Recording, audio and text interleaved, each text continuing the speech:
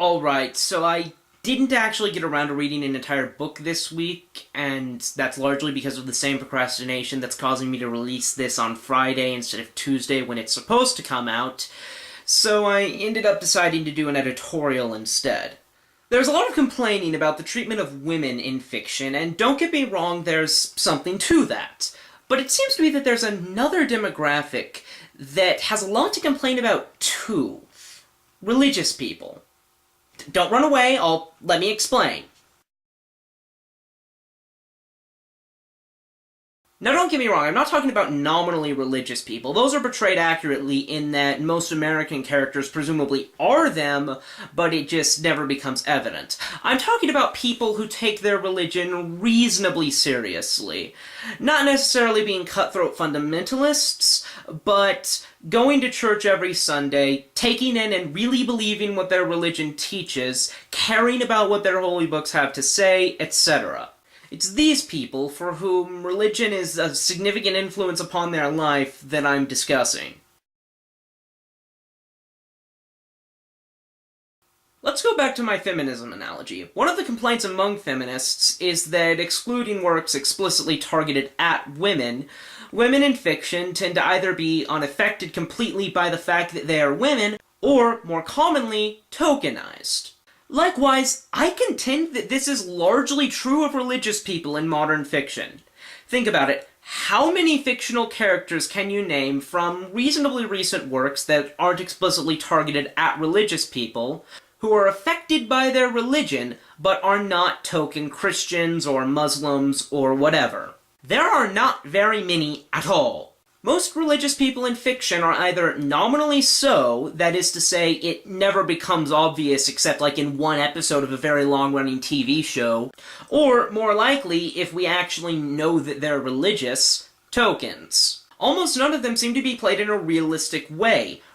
Real religious people are complex individuals, just like everyone else. Many of them are influenced, even strongly, by their religious beliefs, but most of them also have other elements to them. And yet, in fiction, religious people, if their religion is even apparent at all, are basically always either nominal, token fundamentalists, or villainous extremists. In fact, as I was thinking of examples for this script, I realized that Angels and Demons, of all movies, and I say of all movies because I actually haven't read the book yet, though I'll get to it by the time I review it, of course, is actually one of the best films out there in this respect, simply because the Illuminati are the bad guys, and the Catholics are sort of the hostages, but at least they're not evil. Though, actually, certain spoilery details kind of shed a cloud on that. Still, when one of the best portrayals of religion in modern fiction comes from a fucking Dan Brown novel, or at least a movie based thereon, we have a problem. The fact that I have to strain so much for examples as to even consider as positive portrayals more complex versions of the evil religious extremists I've mentioned, such as the complex treatment the Covenant from Halo gets, really does a lot to highlight my point. If there were no problem, most explicitly religious people in fiction would count as examples of what I'm actually looking for. Or at least many would, but the bottom line is that almost none do. How is it that almost no character that I'm aware of is realistically and yet moderately religious? Let me make it clear what kind of character I have in mind. I'm talking about a character who is religious, and that matters, but it doesn't completely consume and define them.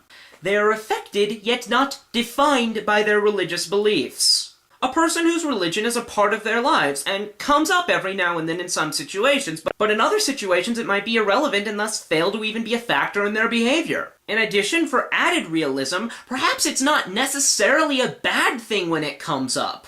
Perhaps sometimes it prompts them to be more charitable than they otherwise would be. Perhaps sometimes it prompts them to be more dogmatic, both in situations where that's a bad thing, situations where that's a good thing, and situations where whether or not that's a good thing is a moral dilemma that's the focus of the story. The point is that sometimes it's a good thing that they're religious, and other times it's not such a good thing that they're religious. You know, like in real life.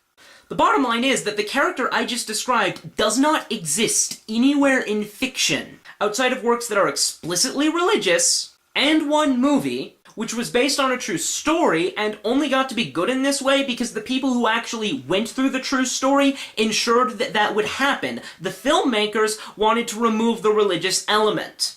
And For Greater Glory, which is also based on a true story, but actually probably qualifies as a religious movie. And so far as I know, the situation in that respect has not been different for a long time.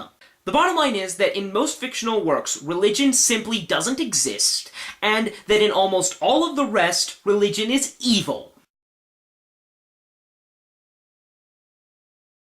If you want evidence for this, if you really need evidence for this, I point you to all the covenants, Imperiums of Man, and Spodists from Spore, and ask you to compare that to all 0 religions which are portrayed as a force for good or as sometimes being a force for good and sometimes being a force for evil.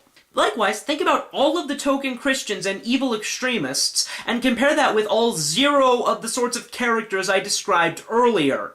It really shouldn't take all that much reflection to realize that I'm right. If you don't think I'm right, please show me the list of all of these accurate portrayals of religion that I'm missing. However, I wouldn't go through all of this spiel without addressing the counter-argument. So here to voice the opposition is my friend Isno. Sup? Isno, what is your defense of the treatment of religious people in fiction? Well, that's totally what religion is actually like.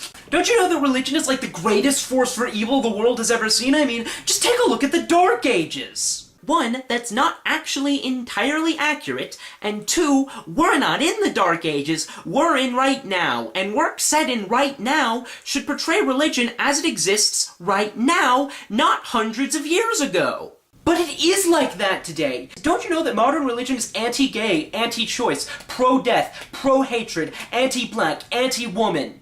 Actually, in real life, religion is only sometimes like that. The only place where it is always like that is in fiction. In real life, religion influences people to give more to charity or even devote their lives to it. In real life, religion can influence people to care about the dignity of other human beings. Religion doesn't always do these things and can be like Isno just described. But in real life, religious people are often affected positively or in a neutral manner by their religion. It's just less known because charity work is a lot more mundane than a sex abuse scandal and therefore doesn't get as much press coverage. Well, there's a good example. Don't you know that the Catholic Church is one of the greatest forces for evil the world has ever known? Alright then, let's take that example and ride with it, shall we? While I will concede that church leadership is far from perfect, and if we assume that the church's teachings are predominantly false, and if we assume that the predominance of the church's disputed teachings are false, has done significant damage to the world, it is also important to remember that the church does a lot of charity work. Like, a lot of charity work. It has opened countless hospitals, countless orphanages, helped a lot with disaster relief, etc. My point here not being that it's perfect, but that it, like other religious institutions, is not a grand titan of evil, and that therefore religious institutions in fiction should not be grand titans of evil either.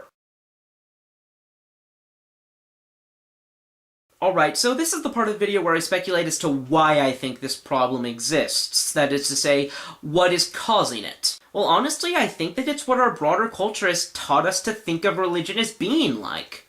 A big part of it is that, like I said, the bad things that religion, or really any large institution, is likely to do are probably going to be more sensational than the generally more mundane-seeming good things, and therefore they're not going to be reported as often in the media. Another reason for the lack of complex religious characters is the fact that there aren't that many religious characters, or at least explicitly such.